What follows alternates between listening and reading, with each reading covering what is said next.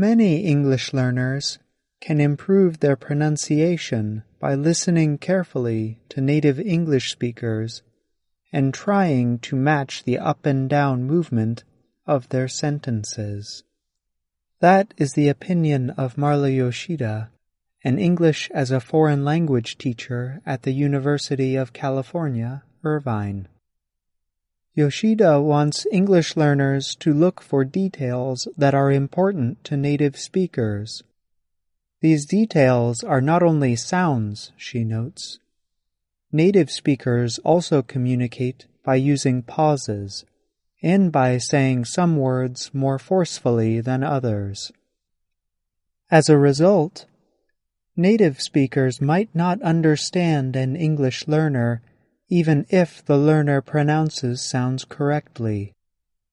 Yoshida says that English learners often study pronunciation by listening and repeating something from a recording.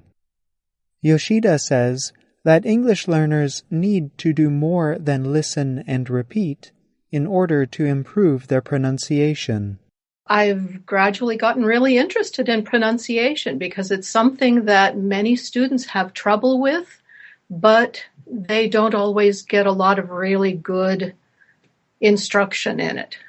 They just have someone say, listen to this recording and repeat, and now aren't you better? No, you're not necessarily better. It takes more than that. The problem with listen and repeat, says Yoshida, is that when people repeat, they are often not trying to sound like the other person.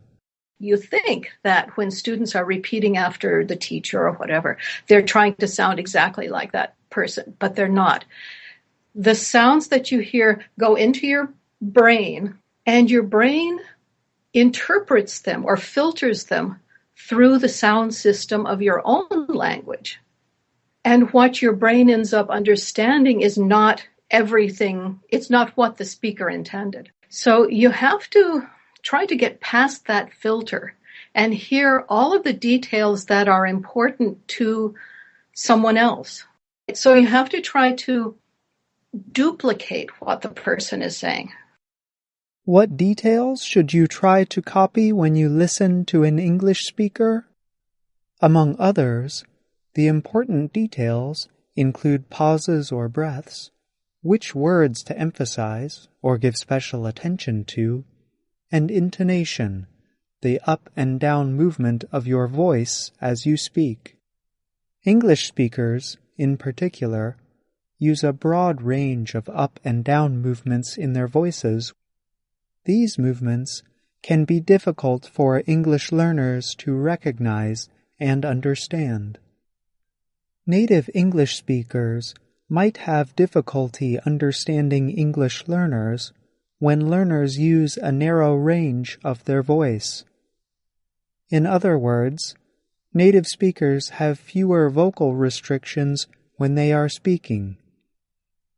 English learners also may use intonation patterns that are different from those in standard English. Studying how native speakers use intonation will help English learners better understand what native speakers do with their voices. If English learners want to start improving their pronunciation, Yoshida suggests that they do an activity called shadowing. Shadowing means finding a short audio or video clip that you like, that's maybe 30 seconds long, 1 minute long, at most 2 minutes long, and listen to it.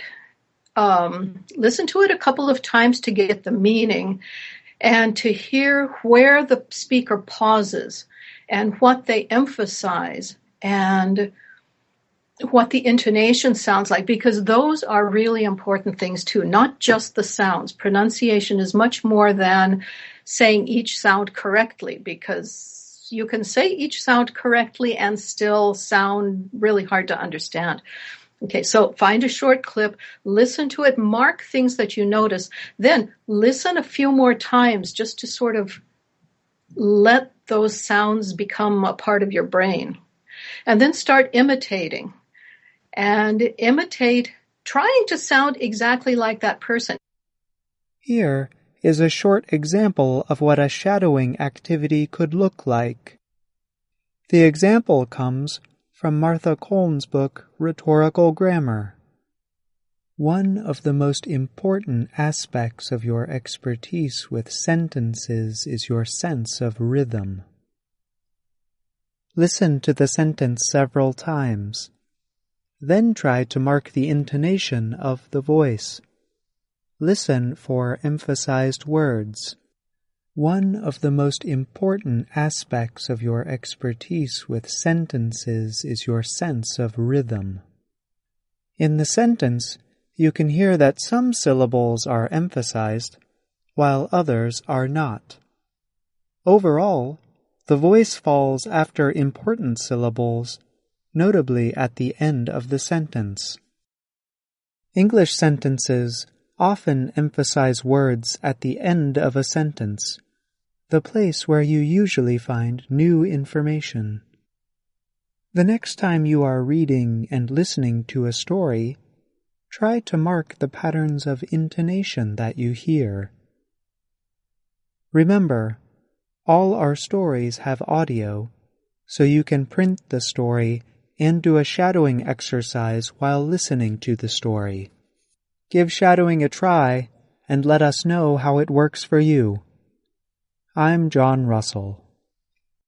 Many English learners can improve their pronunciation by listening carefully to native English speakers and trying to match the up and down movement of their sentences.